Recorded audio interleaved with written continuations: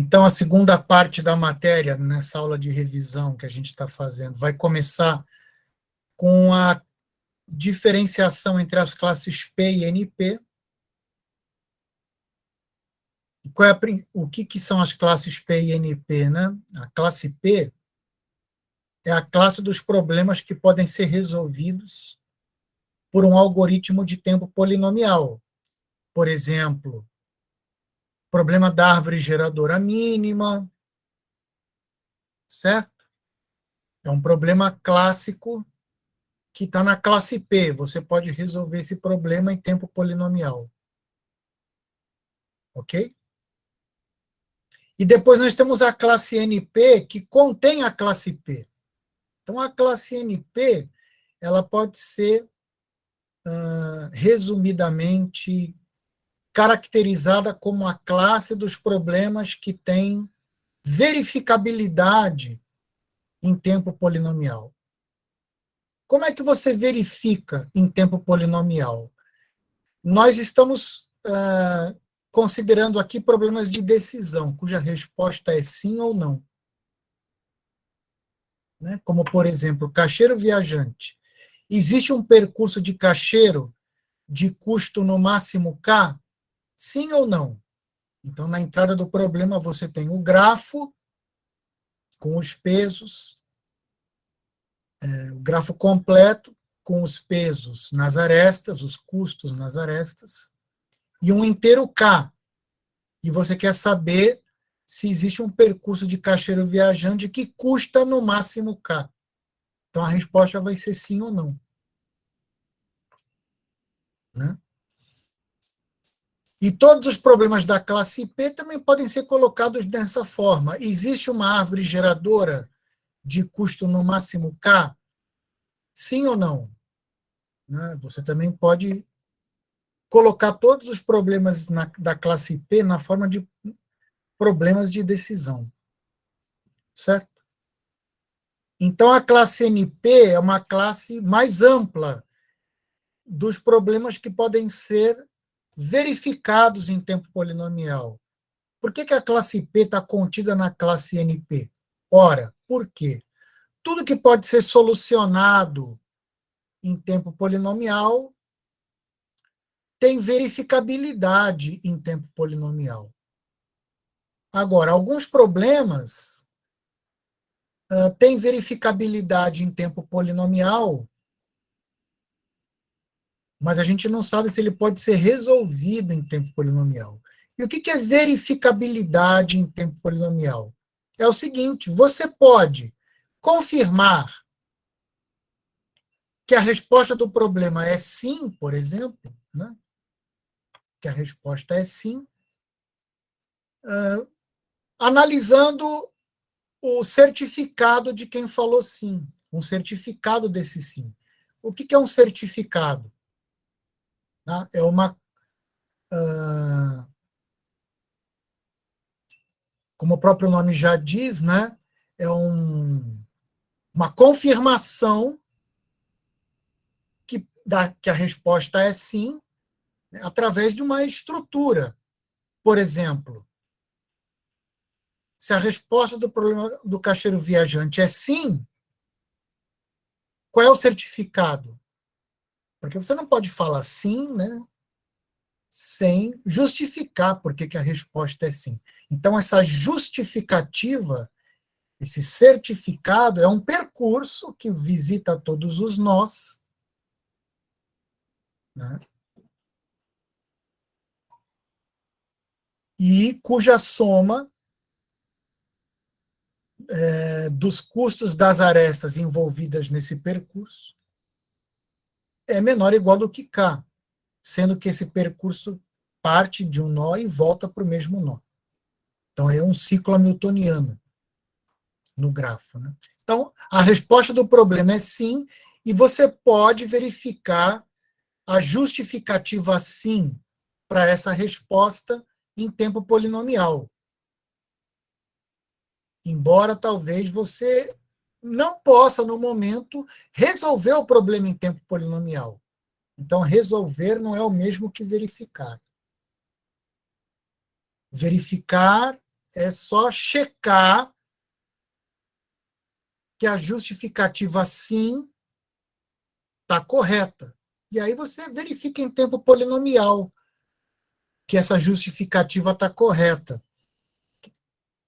Que a resposta de fato é sim, basta percorrer as arestas do percurso, verificar que você visitou todo o nó uma única vez, verificar que você voltou para o nó inicial e verificar que a soma dos custos das arestas nesse percurso é menor ou igual do que K.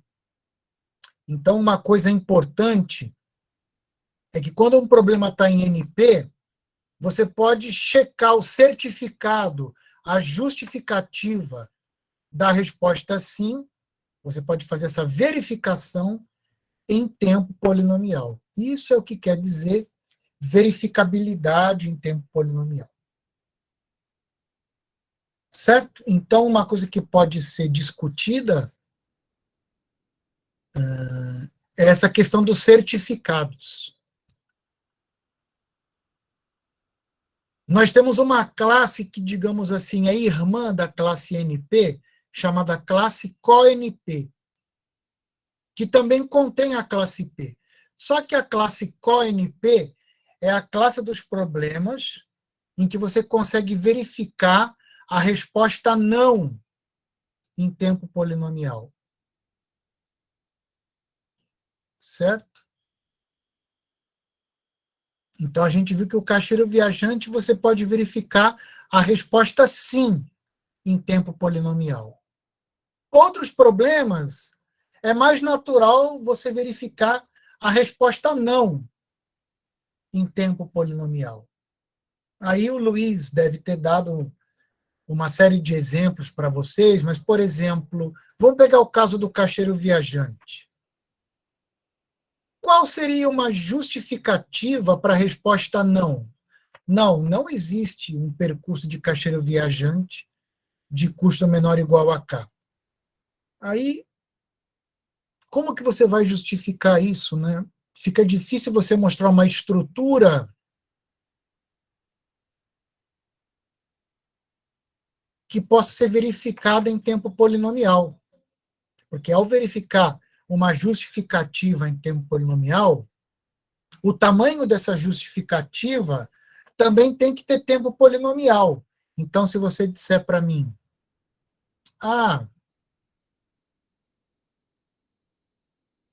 uma justificativa para a resposta não, no caso do caixeiro viajante, é você mostrar todos os percursos de caixeiro possíveis e imagináveis e verificar que nenhum deles possui custo menor ou igual do que K. Por isso que a resposta é não. Só que você mostrar todos os percursos do caixeiro, checar se todos eles têm custo maior do que K, né? Em princípio, não é uma justificativa que possa ser checada em tempo polinomial, porque você teria que checar um número exponencial de percursos. Então, é fácil ver que o caixeiro viajante está em NP, mas já não é assim fácil responder essa pergunta. O caixeiro viajante está em qual NP? Ele pode ser verificado, né? No caso da resposta não, em tempo polinomial. Então, a gente já não sabe, né? Mas a classe P, ela está contida nas duas classes, NP e CoNP. Porque se você sabe resolver o problema, então você sabe justificar, verificar tanto a resposta sim como a resposta não. Porque você resolveu o problema. Né? Se você resolveu o problema, você sabe exatamente a resposta. Então, você pode verificar um certificado para o sim ou um certificado para o não facilmente em tempo polinomial nos dois casos. Tá?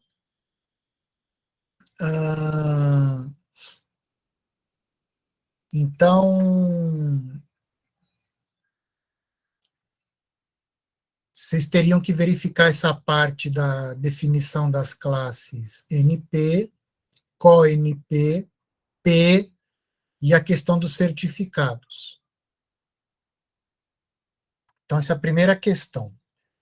Questão da tratabilidade e da verificabilidade. Então, tem duas aulas aí, 12, 13, que vão tratar desses aspectos aí. Já da aula 14 até a aula 17, tem aí 4 aulas, né?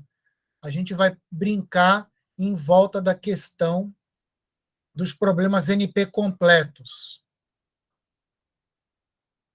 Então, para entender o problema NP completo, tem que entender a transformação de um problema no outro. A transformação de um problema π1 em um problema π2, tá? É uma conversão dos dados de π1, ou a entrada de π1, numa entrada de π2, de tal modo que se a resposta for sim no π2, então a resposta é sim no π1. E se a resposta for não no π2, então a resposta é não no π1. É como se você tivesse uma máquina para resolver π2 e você quer resolver o π1 usando a máquina do π2. Então, como é que você faz? Eu não vou resolver o problema π1 diretamente. Eu converto uma entrada do problema π1 numa entrada do problema π2 e pego essa entrada e jogo na máquina do π2. Se a máquina do π2 der resposta sim, então é porque o meu problema original também tinha resposta sim. E se a máquina der resposta não, então é porque o problema original também tinha resposta não. É essa mágica de transformar um problema no outro, tá? Que faz com que eu possa definir a classe dos problemas NP completos, que, como eu falei algumas vezes em tom de brincadeira, é a classe dos problemas elite. Os problemas mais difíceis da classe NP. Por quê? Porque, por definição, um problema NP completo é um problema tal que todos os problemas da classe NP se reduzem a ele por transformações polinomiais. Todos. Então, por isso que ele se diz completo. Porque ele é digamos, ele representa o que há de mais difícil na classe NP. Porque quando você reduz um problema π1 em um problema π2, o problema π2 não pode ser mais fácil do que o π1. Porque você não vai pegar um problema difícil, que é o π1, e transformar num problema fácil. Né? Mais ou menos era essa a intuição. Né? Se você transforma um problema π1 no problema π2, o π2 não vai ser mais fácil do que o π1. Tá? Ele vai ter uma dificuldade igual ou até pior. Né? Então, se você consegue transformar todos os problemas da classe NP nesse problema NP completo, então ele é, digamos, da elite, ele é o problema dos mais difíceis da classe NP. Então, a gente viu provas de NP completude para vários problemas. Então, para provar a NP completude de um problema, você primeiro precisa provar que ele está em NP, que ele tem verificabilidade em tempo polinomial. E segundo, você tem que teria que mostrar isso, que todos os problemas de NP se reduzem a ele. Tá? Mas tem um jeito mais fácil de fazer isso. Se você tiver um problema A que se reduz a um problema B, e um problema B que se reduz a um problema C, por reduções polinomiais, então, por transitividade, o A se reduz a C. Então, se A se transforma em B e B se transforma em C, então o A se transforma em C pela transitividade dessas reduções polinomiais. Ora, se eu pegar então um problema NP completo e transformar num outro problema que está em NP, esse outro problema passa a ser NP completo também. Por quê? Porque se o problema de origem era NP completo, então todos os problemas de NP se reduziam a ele.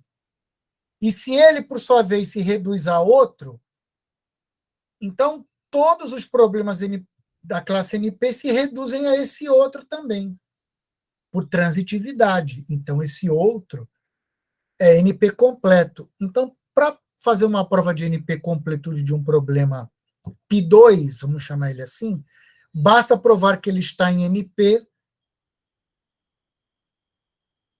e depois pegar um problema conhecido, NP completo qualquer, e transformar nele.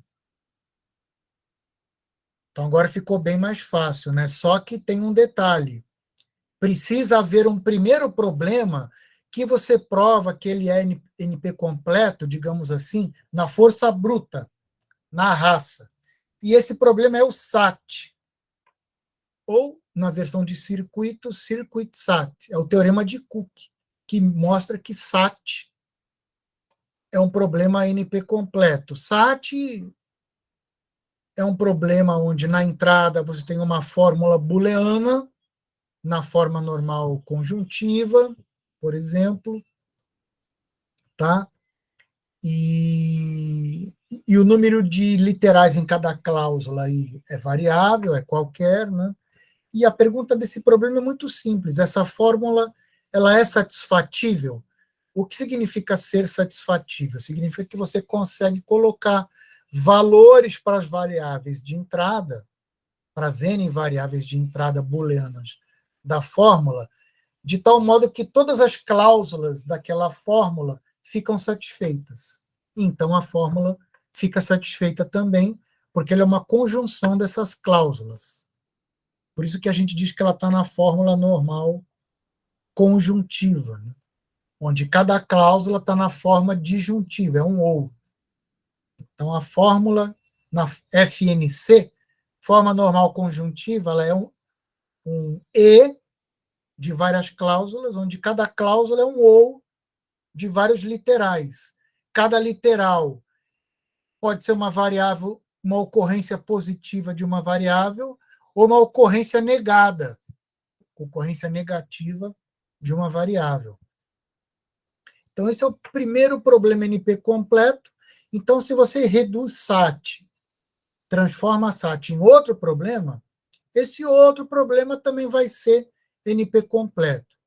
E aí, nesses slides das aulas 14 até 17, tratam de vários problemas importantes aí. Coloração, ou 3 coloração, 3 SAT, que é a versão do SAT onde cada cláusula tem 3 literais, né? Set cover, cobertura de conjuntos, tá?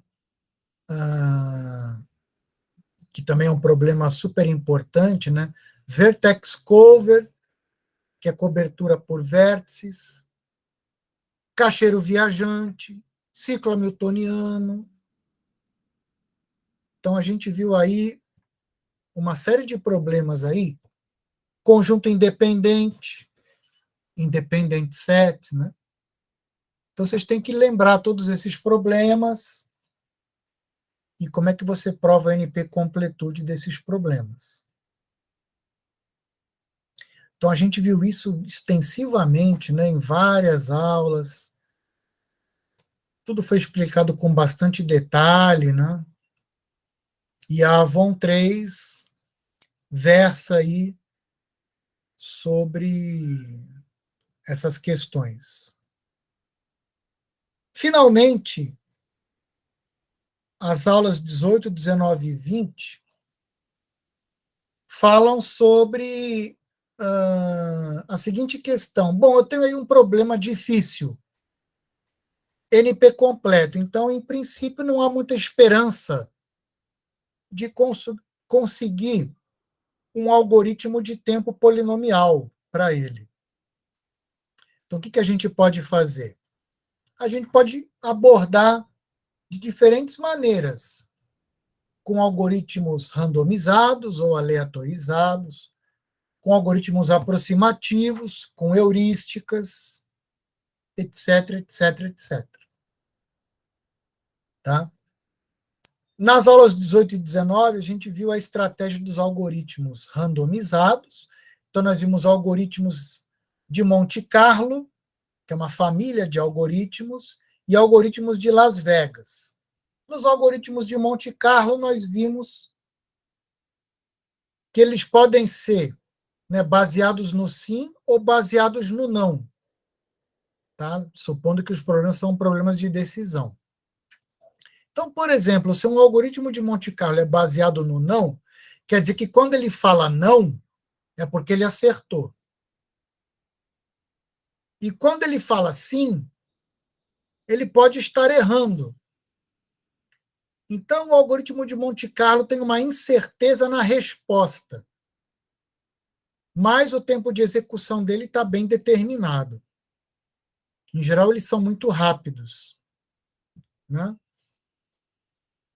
Já o algoritmo de Las Vegas tem uma proposta diferente. Ele sempre acerta a resposta. O que é incerto nele, então? É o tempo de execução. O tempo de execução do algoritmo de Las Vegas é uma variável aleatória. Tá? Então, você pode ser que ele demore muito, pode ser que ele demore menos. Então, a incerteza não está na resposta, mas no tempo de execução, onde, na maioria dos casos, na média, né, esse tempo de execução ele é bom, e a gente viu isso, por exemplo, mostrando o quicksort randomizado, que é um algoritmo de Las Vegas, né? Mostramos um outro algoritmo simples aí para achar um elemento numa lista, né? Um exemplo bem simples. E então, na Avon 4, eu pedi para vocês pesquisarem, verificarem como que eu poderia transformar um algoritmo de Monte Carlo num algoritmo de Las Vegas e ao contrário. Isso é um problema para pesquisar, tá? Que não foi abordado no slide. E na aula 20 vimos uma outra proposta, que é de algoritmos aproximativos. Então, eles não têm aleatoriedade, mas eles também não acertam sempre a solução, mas eles têm a seguinte característica. Eles dão soluções aproximadas, com garantia de performance. Tá? Então, nós vimos um exemplo com o caixeiro viajante métrico ou euclidiano. Eu vi que é sempre possível fazer um algoritmo rápido de tempo polinomial que não devolve a resposta ótima, mas devolve uma resposta que tem uma garantia de performance. Então, o algoritmo, por exemplo, de Christofides, que é o mais sofisticado que a gente viu na aula, ele devolve uma resposta, uma solução para o caixeiro viajante, cujo valor é no máximo 50% maior que o valor de uma solução ótima. E você pode afirmar isso sem conhecer a solução ótima, usando uma técnica aí de calcular limites superiores, né? Às vezes limites inferiores. Tá? Lembrando que um algoritmo de aproximação ele pode ser projetado para um problema de minimização, então a solução retornada vai ser sempre um pouco maior do que o valor do ótimo, né? Então a aproximação garantida vai ser sempre 1 ponto alguma coisa, tipo 1,3. Então quer dizer que a solução vai estar sempre 30% acima no máximo da solução ótima. Isso se o algoritmo for de minimização. Agora, se o algoritmo for se o problema, desculpem, for de maximização, então é claro que o seu algoritmo aproximativo vai devolver uma resposta com valor menor.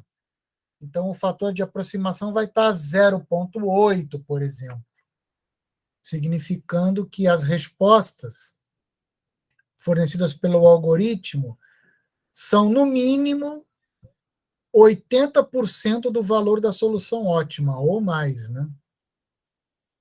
Tá certo?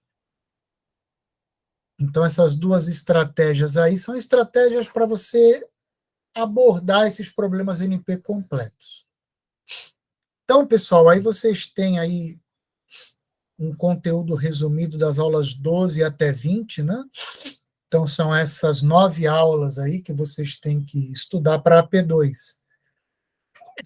Desculpem. Então, então fica aí essa pequena revisão do que a gente viu, né? E qualquer problema que vocês tenham ao longo da semana, vocês podem me enviar mensagem ou tentar falar, né? Se quiser falar, pode ser uma reunião rápida, né? Então, eu estou à disposição ao longo dessa semana. Então, vou fazer o seguinte, eu vou encerrar a gravação e a gente pode continuar conversando sobre as dúvidas. Então, eu vou encerrar agora.